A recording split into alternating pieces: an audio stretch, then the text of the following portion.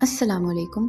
आज का वाक़या मैं आपको एक किताब से रिलेटेड बताने लगी हूँ। इस किताब को इजिप्ट में यानी मिस्र में मुसलमानों के ही एक उलमा ने, जिनका नाम अहमद अल-बुनी था, लिखा था।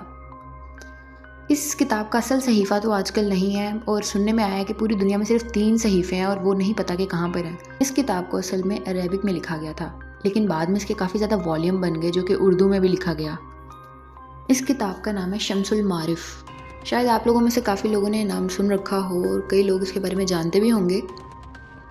ये किताब अपने अंदर एक पूरी जिन्नात की दुनिया है और काले जादू की।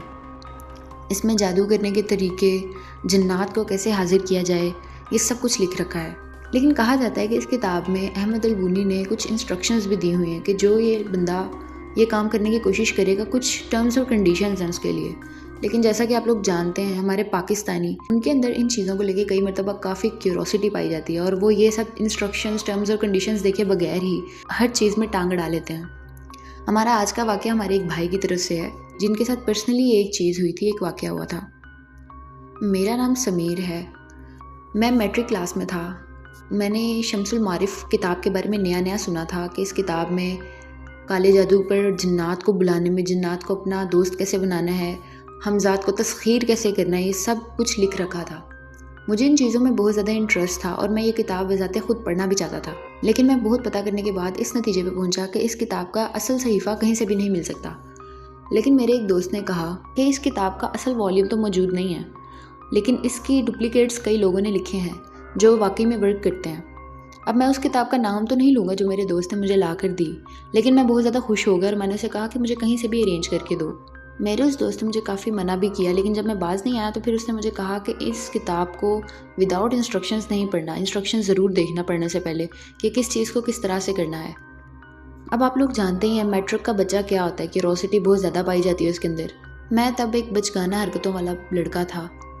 मेरा दिल करता था कि मेरे साथ कोई मेरा दोस्त जिन हो जो मेरे साथ कोई भी बुरा कुछ करे तो वो उसके साथ खुद बदला ले। स्कूल से घर वापस आया, बैग में से किताब निकाल के अपनी अलमारी में छुपा ली ताकि मेरी मामा जब मेरा बैग देखें तो उसमें से वो किताब निकल ना आए। काफ़ी दिन तो ऐसे ही गुजर गए, मुझे वो किताब पढ़ने का टाइम ही नहीं मिला और ना ही मौका मिला। अब मुझे याद है कि वो सर्दियों की रातें थीं और वीकेंड था जब मैंने वो किताब पढ़ने के लिए निकाली और मैं बहुत एक्साइटेड था। किताब खोली तो पहले 3-4 सफ़ों पर कुछ इंस्ट्रक्शंस लिखी हुई थी और किताब के बारे में लिखा हुआ था, लेकिन मैं वह सब ऐसे इग्नोर करके चला गया जैसे वो कुछ भी नहीं था।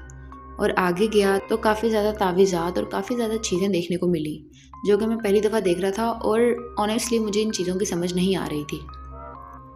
जो तावीज़ वहाँ लिख रखे थे वो किसी और ही लैंग्वेज के लग रहे थे, जैसे कोई हिंद से थे, अरेबिक हिंद से। मैं देखता गया, वो सब अमल बहुत बहुत लंबे थे। अब एक अमल मेरी नज़र में आया जो मैंने पढ़ा, वो भी काफ़ी लंबा था लेकिन मुझे इंटरेस्टिंग लगा। यहाँ मैं मेंशन करता चला जाऊँ कि मैंने वो सारा अमल आधा अधूरा ही किया था। जो मुझे समझ आया मैंने वो पढ़ लिया और जो नहीं आया मैं वो छोड़ता चला गया। अब वहाँ पर एक हिंसा था जो बहुत अजीब सा था। मैंने आज से पहले वो ज़ुबान कभी नहीं पढ़ी थी। मैं वो पढ़ रहा हूँ और मुसलसल पढ़ते जा रहा हूँ क्योंकि वहाँ पर लिखा था इसको 40 दफ़ा दोहराने से उन जिन्नात की हाज़िरी होगी। लेकिन मैंने ये सोचा कि ये हिंसा उस वक़्त काम कर सकता है जब ये सारी टर्म्स और कंडीशंस मैं पूरी करूँ। मैंने तो पूरी की नहीं, तो चलो ऐसे ही पढ़ के देख लेते हैं। मैंने 40 दफ़ा ये रिवाइज़ किया, वही हिंसा बार बार पढ़ा। पढ़ के मैं देखने लगा, कुछ भी नहीं हुआ। मैं हंसा और किताब बंद करके सो गया। अब उस रात तो कुछ नहीं हुआ। अगले दिन इसी तरह मामूल के मुताबिक सारा दिन गुजरा। रात को सोने के लिए जब बिस्तर पे गया तो तकरीबन रात के 2 बजे मुझे 2 लोगों की बातें करने की आवाज़ें आईं और ऐसा लग रहा था जैसे वो दोनों मेरे बेड के पास ही खड़े आपस में बातें कर रहे हैं। मुझे स्लीप पैरालिसिस हो गया था। मुझे ऐसा लग रहा था जैसे मैं हिलना चाह रहा हूँ लेकिन मैं हिल नहीं पा रहा था और मैं नींद बेहोशी में था, यानी कि ना मैं पूरा सोया हुआ था ना जाग रहा था। मैं डर तो गया लेकिन मैंने वो चीज़ इग्नोर की और करवट बदल के सो गया। अगले दिन फिर यही रात को मामला हुआ मेरे साथ। फिर से वही 2 लोगों की आवाज़ें आई मुझे। मैंने इधर उधर नज़र दौड़ा के देखा, मुझे कोई नज़र नहीं आया लेकिन आवाज़ें मुसलसल आ रही थी। मैंने फिर से इग्नोर किया, आयतुल कुर्सी वगैरह पढ़ी और सो गया। अब मेरे एग्ज़ाम्स आ चुके थे और मुझे उसके लिए सारी सारी रात पढ़ना होता था। कुछ ऐसा हुआ कि मैं अपने कमरे में रात को बैठा हुआ था और वही 2 बजे का टाइम आया तो मुझे फिर से आवाज़ें आना शुरू हो गई, जैसे मेरे पास खड़ा कोई बातें कर रहा हो। लेकिन अब की बार मैं सोया नहीं हुआ था। मैं अपनी चेयर पे बैठा पढ़ रहा था। मुझे ऐसा लगा शायद वो ख्वाब था, लेकिन वो ख्वाब नहीं, दरअसल हकीकत में हो रहा था। मैं क्या देखता हूँ कि मेरे कमरे में बिल्कुल अंधेरा छा गया है। मैंने फटाफट मोमबत्ती ढूंढना चाहिए, लेकिन मुझे ना तो मोमबत्ती मिली ना टॉर्च। इतने में मुझे ऐसा लगा जैसे मुझे चेयर पे किसी ने धक्का दिया हो। मैंने देखा कि एक बंदा पूरे ब्लैक कलर के चोले में है, उसके पीछे एक और बंदा खड़ा हुआ है, उसने भी ब्लैक कलर का चोला पहन रखा है। उन दोनों की शक्लें नज़र नहीं आ रही थी, बिल्कुल भी वाज़ह नहीं थी। उनमें से एक मेरे ऊपर झुका और उसने कहा कि तूने हमें तंग किया है, तू हमें तस्खीर करने के लिए बुलाना चाहता था, लो हम खुद आ गए।